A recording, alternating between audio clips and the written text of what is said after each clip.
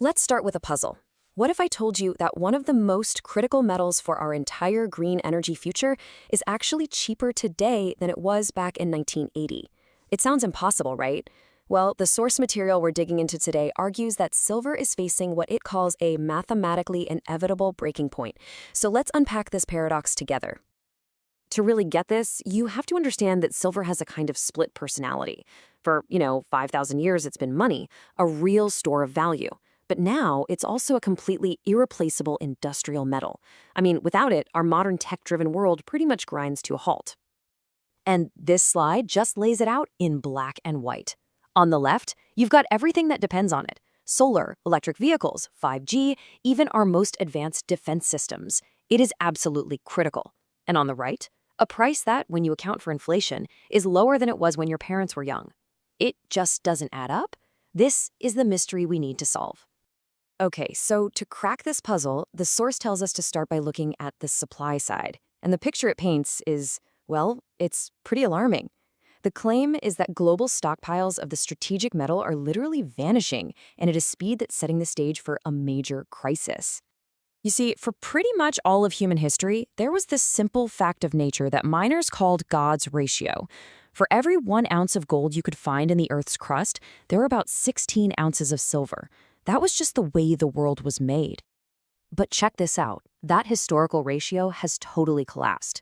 We've already mined most of the easy-to-get, high-grade silver. So today, for every ounce of gold that's pulled out of the ground, we're only finding about 7 ounces of silver. Geologically, it's becoming much, much rarer relative to gold.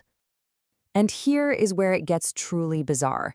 Even though nature is now giving us silver and gold at a 7-to-1 ratio, the financial markets are pricing it at a staggering 80-to-1.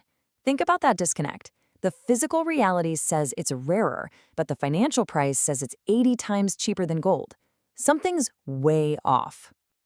Now you might be thinking, well, if the price goes up, just mine more. But here's the catch, you can't. Silver supply is what's called structurally inelastic. See, almost 3/4 of it isn't mined on its own. It's just a byproduct of mining for stuff like lead and copper. So the amount of silver we get is tied to the demand for those other metals, not the price of silver itself. You can't just flip a switch for more.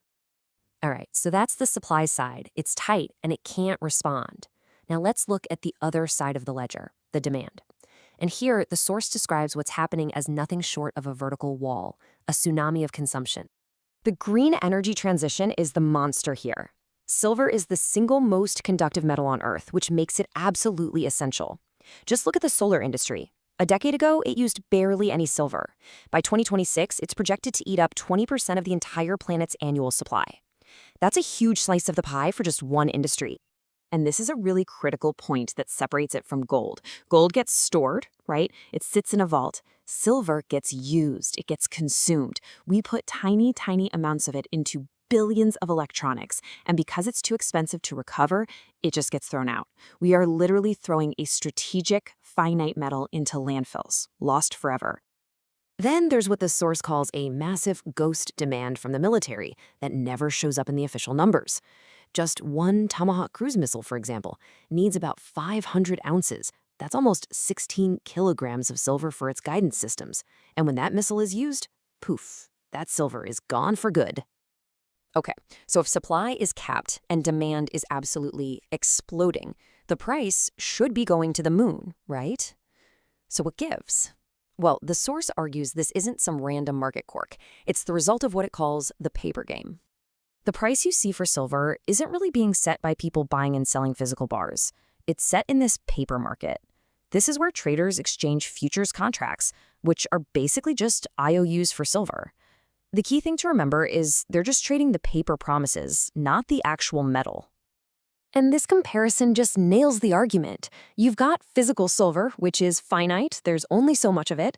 It's the real thing, held in a vault. And then you have paper silver, which creates the illusion of infinite supply. It's just a promise on a computer screen. One is real, the other is a derivative. And the scale of this is just mind-boggling. According to this analysis, for every single physical ounce of silver that actually exists, there are hundreds of these paper ounces being traded. This creates enormous leverage that, the source claims, allows a few big players to just dump paper sell orders onto the market anytime the price tries to move up, effectively putting a lid on it. Now let's zoom out, because this isn't just a story about markets. The source argues it's a huge piece of a much bigger story, a massive geopolitical migration of physical wealth from the West to the East. While Western exchanges in places like London and New York are watching their physical stockpiles drain away, nations in the East are doing the exact opposite. China, for instance, keeps every ounce it mines and imports more. And India has gone on massive buying sprees, importing 300 million ounces in just 1 year. That's about a third of the entire world's annual production. And this isn't just random speculation. The argument is that this is a deliberate, strategic play. It's about securing real, hard assets in an increasingly fragile financial world. You can't sanction a bar of silver in a vault the way you can sanction paper reserves. It's a long-term power move. So you take all these ingredients, the shrinking supply, the insane demand, the price suppression, the geopolitics, and you put them together. The source material says it fits a historical pattern perfectly, a pattern it calls the commodity crisis playbook. It plays out in 4 stages. First, complacency, everyone thinks things are fine. Then, a huge structural shift, like the Green Revolution. The source argues we're deep into stage 3 right now, recognition of the deficit. We are literally watching the warehouses empty. And that means stage 4, panic and dislocation, is the next logical step. Breaking down complex situations like this is exactly what we love to do. So if you're finding this explainer valuable, it would be awesome if you could take a second to like, share, and subscribe. That support really does help us make more of these for you. And this analogy just perfectly sums up the core argument. The price suppression is like holding a beach ball underwater. The more force you use and the longer you hold it down, the more violent and explosive the release is when you finally let go. The very thing that has kept the price low is what's building up the pressure for an eventual explosion. So the analysis presents a powerful case that a major price dislocation is coming.